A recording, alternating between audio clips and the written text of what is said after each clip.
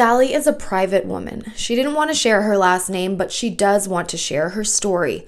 A Muscogee Creek Cherokee native, Sallie turned 83 last month. She was born in Tulsa in 1939. The people that did this, stole all the land and played all those dreadful games to get control of Indian land, and the little children who died, they were adopted by non-Indians and they died very, very young. And that very upsets me greatly. Sallie grew up on an allotment in the countryside of 15th and Yale. We lived on one large house, 18 people in that house. Had my mom and dad and Thomas Hickory, my papa, my grandpa. Family members took turns bathing once a week. Despite the rough living, Sallie loved it. When their house mysteriously burned down, the family moved into a 2-story barn on their property. Then that burned down too.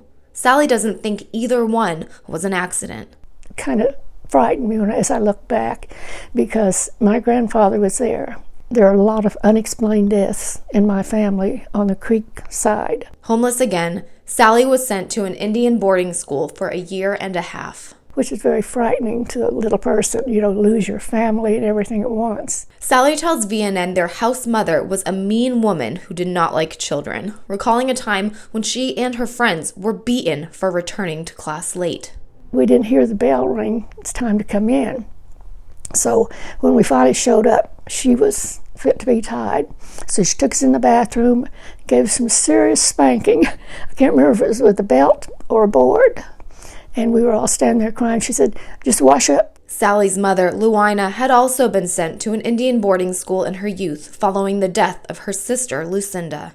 This Stealing Tulsa story is brought to you by One Fire Associates because telling historical truth is healing for ourselves, our ancestors, and our future generations. One Fire Associates strengthens tribal nations across the U.S. and abroad through community-based participatory evaluation to promote the quality of life for tribal citizens and communities, making data gathering and evaluation fun since 2013. Learn more about One Fire at www.onefireassociates.org. She went to a Catholic boarding school, and they taught her that when you have children, don't stay around the Indian people. You move into the white society, assimilate. That way your children will have a better life than you've had. Sallie's beloved papa was allegedly killed by a drunk driver while she was away at school. Eventually, Lucinda was able to buy a new house and transferred Sallie to a Catholic school so they could spend more time together. Sadly, Sallie's mother passed away from pancreatic cancer not long after. Her father left for California, leaving Sallie to be raised by her 2 older sisters. She returned to Sequoia Indian School for her junior and senior year of high school after they assured her the school was different now. Through the malcontent of her older family members as they drove by the wealthy homes on their family's stolen land, Sallie began to understand the crimes committed against them. She heard about her mother's court battles. And she testified, "I don't want to sell my land, I want to keep it." But it ended up, they sold it anyway for one reason or another. And then they asked her about another piece of land that had been sold. And she had not received any money from that at all. Then Sallie had her own court battles to fight.